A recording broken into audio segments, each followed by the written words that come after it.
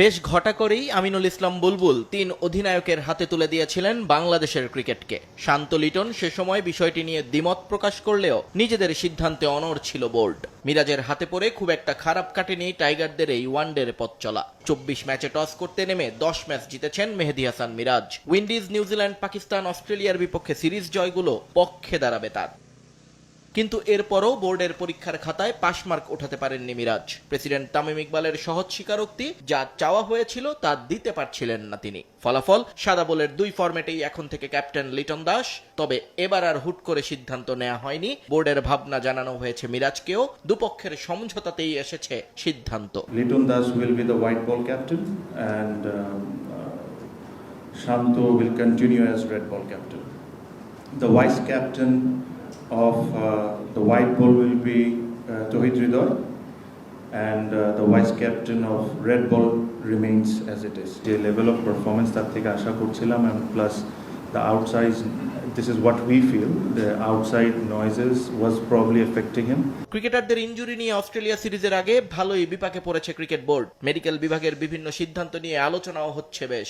বিষয়টি এড়িয়ে যাননি প্রেসিডেন্ট, জানালেন ডিসিপ্লিনারি কমিটির সামনে ইতোমধ্যেই ডাক পড়েছে মেডিকেল বিভাগের। শোকজ নোটিশ দিয়ে তাদেরকে প্রশ্ন করা হয়েছে। সিলেক্টর, মেডিকেল ডিপার্টমেন্ট, সাথে এদেরকেও করা হয়েছে। দে আর অলসো আনসারেবল যে কেন লিটন দাস জিম্বাবুয়ে গেল if he was not fit enough, বা পরবর্তীতে কেন রিপোর্ট এটা আসছে। বোর্ড মিটিংয়ে আলোচনা হয়েছে আরও একটা বিষয় নিয়ে, পূর্বাচল স্টেডিয়াম। তবে এবার যেন একটু ব্যাকফুটে বিসিবি। স্টেডিয়াম বানাতে সরকারের সহযোগিতা চান তামিম, তবে ৩ বছরের মধ্যে সেন্টার অফ এক্সেলেন্স বানাতে চান বোর্ডের খরচে। We have agreed and board has agreed that we are going to start building the excellence center soon. BCB'র ফান্ড আমরা ইউজ করে আমরা এই এক্সেলেন্স সেন্টারটা কমপ্লিট করে ফেলবো। স্টেডিয়ামের যে বিষয়টা আসছে, স্টেডিয়ামের বিষয়ের জন্য প্রবলি আমাদের এটা গভর্নমেন্টের ফান্ডিং লাগবে। সাম্প্রতিক সময়ে দেশের ক্রিকেটের বহুল চর্চিত বিষয় বিপিএল, কিন্তু এবছর ফ্র্যাঞ্চাইজি টুর্নামেন্টটি হবে এরকম কোনো নিশ্চয়তা দিলেন না তামিম ইকবাল। বিপিএল আমি জাস্ট করার জন্য করবো না। I think made it very very clear.